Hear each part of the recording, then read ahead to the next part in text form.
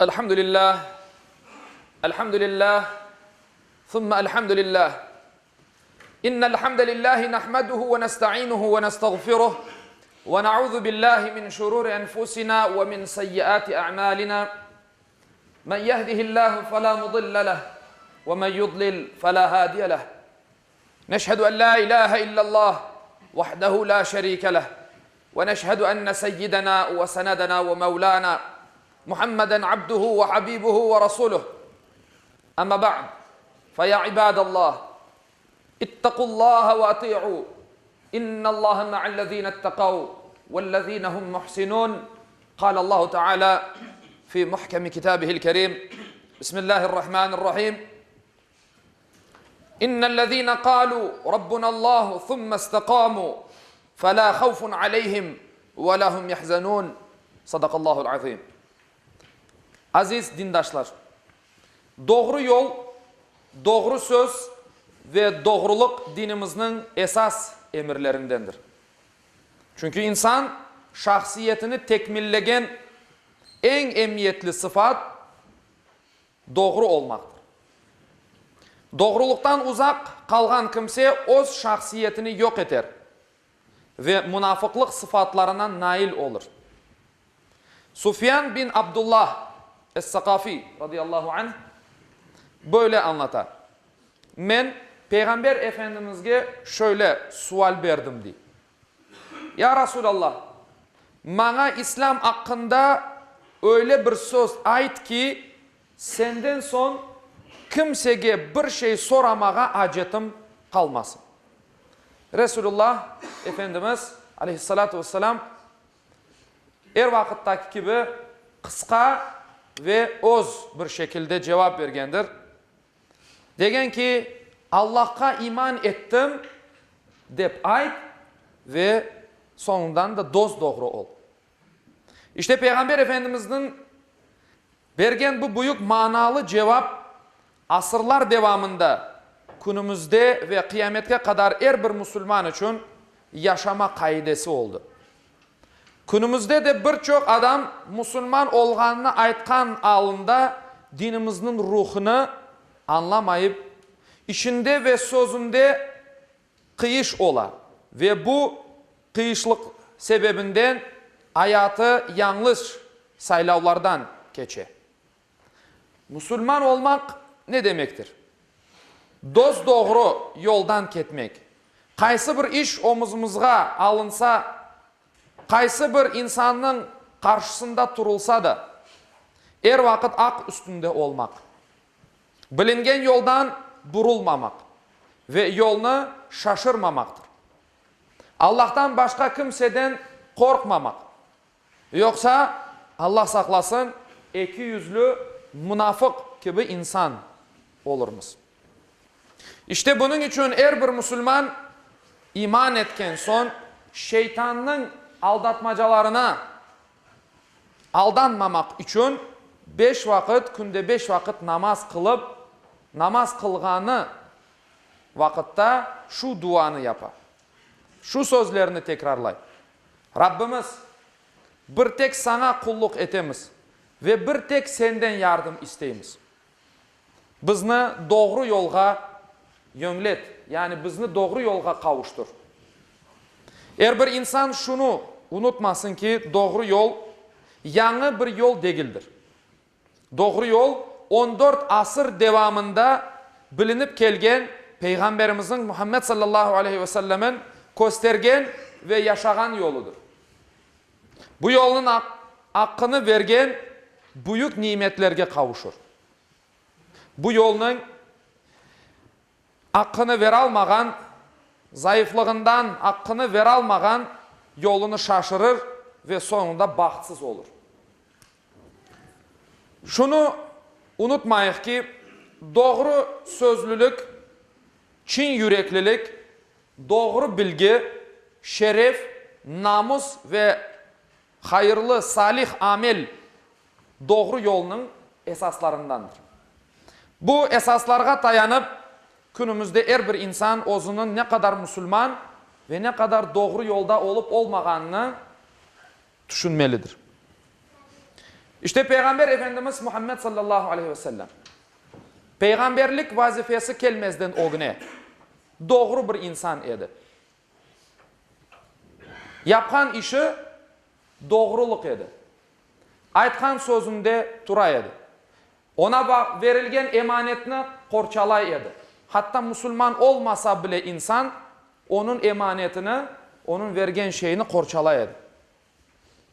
Doğru sözlü edi. Doğru hareket eteydi. İşte onun için bu insana Muhammedül Emin dep aytkanlar. Peygamberlik vazifesi, işte misyası kelmezden o güne. Yüce Rabbimiz Kur'an-ı Kerim'deki şu ayetini asla aytkan sözünü hiçbir vakit unutmayın. Allah-u Teala Hucurat suresinin 14. ayetinde şöyle buyuruyor.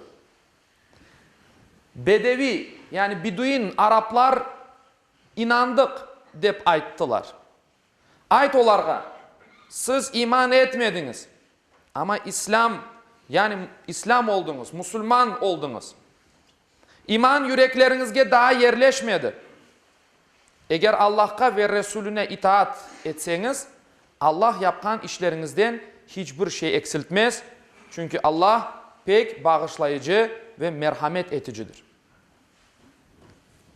Bu ayetten görgenimiz gibi birçok insan asıl imanının ne olganını anlamay.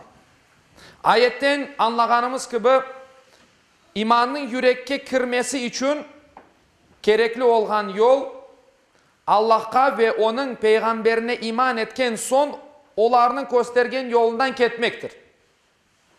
İman ettim dep emirlerini yerine getirmegen insan, bir Müslüman, ana babanın sözünü dinlep oz bilgenini yapkan bala kibiktir. Dinler, yaxşıdır der ama oz işini yapar. Çünkü asıl istenilgen şey sözünü eşitmek değil, yerine getirmektir. Halbuki insanların çokusu sözünü eşitmege de istemiyorlar. Peygamber Efendimiz Muhammed sallallahu aleyhi ve sellem bir hadis-i şerifinde böyle buyurdu. Yürek doğru alda olmasa, yürek doğru bir yolda olmasa adamın imanı doğru olmaz. Til doğru söz aytmadan adam doğru yolda olmaz. Komşusu hıyanetliginden korçalanmagan adam cennetke kiremez. Bu hadisten de görgenimiz gibi yürek, til ve yapkan işimiz birlikte hareket etmese hakiki iman yürekke yerleşmez. Bunun için temiz yürekli her bir Müslüman sözünde ve işinde bir olması gerektir. Benim yüreğim temiz, Allah bağışlasın demek yetmez. Münafıklıkla hastalanmamak için Yüce Rabbimizin bizlerge öğretken şu duanı her vakit okumalımız. Rabbimiz bizni doğru yolga eriştirgen son yüreklerimizni saptırma. Bizge merhamet et. Şüphesiz sen büyük lütuf sahibisin. Ali İmran suresi 8. ayet.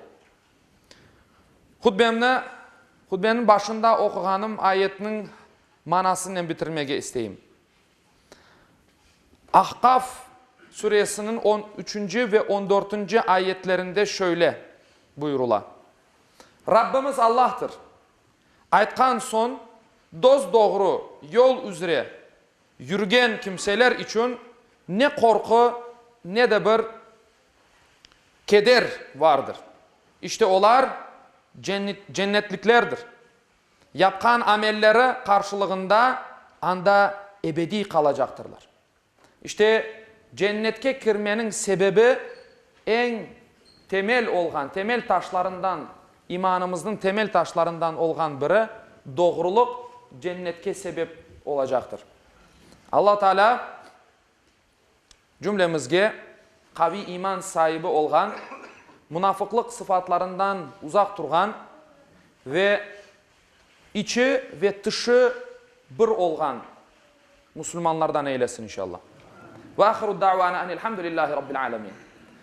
ألا إن أحسن الكلام وأبلغ النظام كلام الله الملك العزيز العلام، كما قال الله تبارك وتعالى في الكلام: وإذا قرئ القرآن فاستمعوا له وأنصتوا لعلكم ترحمون. بسم الله الرحمن الرحيم. إن الدين عند الله الإسلام. صدق الله العظيم.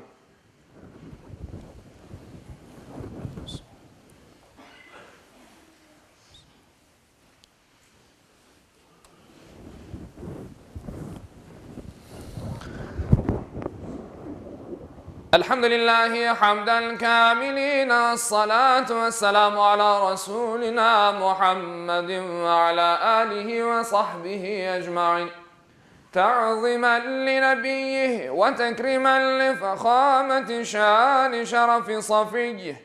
فقال عز وجل من قائل مخبرا وآمرا: إن الله وملائكته يصلون على النبي يا أيها الذين آمنوا صلوا عليه وسلموا تسليما.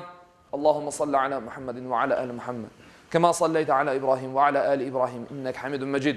اللهم بارك على محمد وعلى آل محمد كما باركت على إبراهيم وعلى آل إبراهيم إنك حميد مجيد. اللهم وارض عن الأربعة الخلفاء سيدنا أبي بكر وعمر وعثمان وعلي ذوي الصدق والوفاء، وعن الأنصار والمهاجرين والتابعين إلى يوم الجزاء، وعن كافة المؤمنين والمؤمنات والمسلمين والمسلمات الأحياء منهم والأموات بفضلك ورحمتك إنك سميع قريب مجيب الدعوات. عباد الله، إن الله يأمر بالعدل والإحسان وإيتاء ذي القربى وينهى عن الفحشاء والمنكر والبغي يعظكم لعلكم تذكرون. صدق الله العظيم. Okuğanım ayette Yüce Allah şöyle buyurar: şüphesiz Allah adaletini, yaxşılık yapmakını ve soy sopka yardım etmekini emir eter. Edepsizlik, fenalık, isyan etip zulüm işlemekini de yasaklar. Düşünüp uymanız için sizlerge nasihat verir. Cumanız hayırlı ve mübarek olsun.